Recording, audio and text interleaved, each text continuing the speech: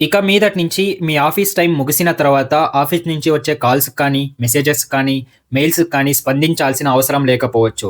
అవును, ఇండియాలో ఇప్పుడు రైట్ టు డిస్కనెక్ట్ చట్టంపై చర్చ జరుగుతుంది.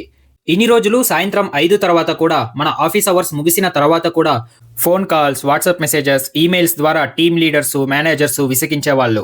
కానీ ఈ కొత్త చట్టం ఏం చెప్తుందంటే మీరు ఒక్కసారి లాగౌట్ చేస్తే అది లాగౌట్ అంతే. రైట్ టు డిస్కనెక్ట్ బిల్ని 2025 లోకసభలో ప్రవేశపెట్టారు. ఈ బిల్లు ఎంప్లాయీస్‌కు ఆఫీస్ అవర్స్ ముగిసిన తర్వాత ఆఫీస్ కమ్యూనికేషన్‌ని ఇగ్నోర్ చేసే లీగల్ హక్కుని ఇస్తుంది. ఫ్రాన్సు, పోర్చుగీసు, ఆస్ట్రేలియా వంటి దేశాల్లో ఇప్పటికే ఈ హక్కుని ఇస్తున్నారు. ఇప్పుడు ఇండియా కూడా అదే దిశగా ఆలోచిస్తోంది. ఈ బిల్లు ఏం చెబుతోందంటే ఆఫీస్ అవర్స్ తర్వాత ఎవ్వరికీ రిప్లై ఇవ్వాల్సిన అవసరం లేదు. మీరు రిప్లై ఇవ్వకపోయినా ఆఫీస్ వాళ్ళు మీ మీద ఏం చర్యలు తీసుకోలేరు. ఆఫీస్ అవర్స్ కంటే ఎక్కువ చేసే పనికి ఓవర్ టైం తప్పనిసరిగా ఇవ్వాలి. ఈ నియమాలనేమైనా ఉల్లంఘిస్తే కంపెనీ పెనాల్టీ కూడా పే చేయాలి. ఈ bill stress, burnout, 24/7 boss pressure ఇవన్నిటి నుంచి ఎంప్లాయీస్ని రక్షిస్తుంది. కానీ ఇక్కడ ఒక ట్విస్ట్ ఉంది. ఇది ఒక ప్రైవేట్ మెంబర్ బిల్. ఇండియాలో ఇలాంటి బిల్లులు కేవలం కొన్ని మాత్రమే చట్టాలుగా మారాయి. అయినా ఇది ఒక పెద్ద చర్చను మొదలుపెట్టింది. Mental health, work life balance గురించి.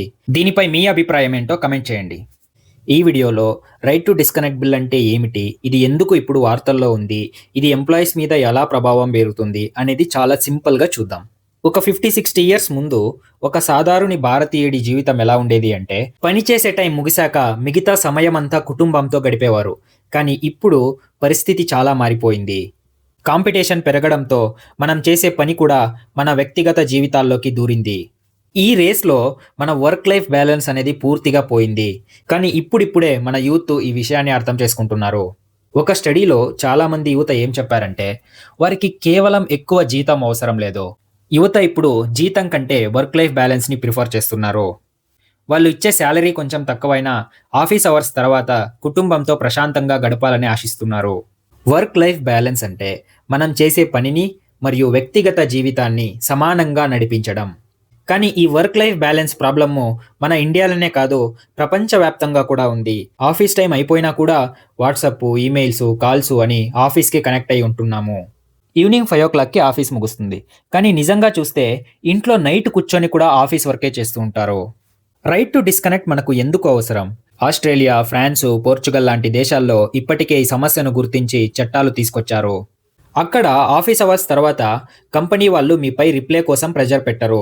మీ వ్యక్తిగత సమయాన్ని పూర్తిగా ఆస్వాదించవచ్చు. కానీ ఇండియాలో ఈ రైట్ టు డిస్కనెక్ట్ బిల్లును 2018లోనే మొదటిసారిగా లోకసభలో ప్రవేశపెట్టారు. ఆ బిల్లులో ఆఫీస్ అవర్స్ తర్వాత వచ్చే కాల్స్, ఈమెయిల్స్కి స్పందించాల్సిన అవసరం లేదు. ఈ కాల్స్కి స్పందించకపోయినా దాన్ని మిస్కండక్ట్గా పరిగణించరాదు. విరామం ఇవ్వని కంపెనీలపై పెనాల్టీలు కూడా వేయాలని. కానీ అప్పుడు బిల్లు పాస్ కాలేదు. ఇప్పుడు అదే బిల్లును అప్డేట్ చేసి రైట్ టు డిస్కనెక్ట్ బిల్ 2025గా మళ్ళీ ప్రవేశపెట్టారు. కానీ ఇది ఒక ప్రైవేట్ బిల్ కావడంతో ప్రభుత్వం దీనికి డైరెక్ట్ సపోర్ట్ ఇవ్వదు. ఈ బిల్లుతో కలిగే ప్రయోజనాలు ఏంటంటే స్ట్రెస్ తగ్గిస్తుంది, బర్న్అవుట్ తగ్గిస్తుంది, 24/7 అందుబాటులో ఉండాలి అనే ఒత్తిడిని తగ్గిస్తుంది, ఆరోగ్యకరమైన వర్క్ లైఫ్ బ్యాలెన్స్ ఉంటుంది, మెంటల్ హెల్త్ కూడా చాలా స్టేబుల్గా ఉంటుంది, ఒక పాజిటివ్ వర్క్ కల్చర్ ఏర్పడుతుంది. అందుకే ఈ రోజుల్లో చాలా మంది ప్రభుత్వ ఉద్యోగాలను ఇష్టపడుతున్నారు. కానీ ఈ బిల్లు పాస్ అవ్వడం కొంచెం కష్టం. ఎందుకంటే ఇది ఒక ప్రైవేట్ మెంబర్ బిల్. భారత చరిత్రలోనే ఇప్పటి వరకు కేవలం 14 ప్రైవేట్ మెంబర్ బిల్లులు మాత్రమే చట్టాలుగా మారాయి. లాస్ట్ టైము ఒక ప్రైవేట్ మెంబర్ బిల్లు చట్టంగా మారింది 1970లో.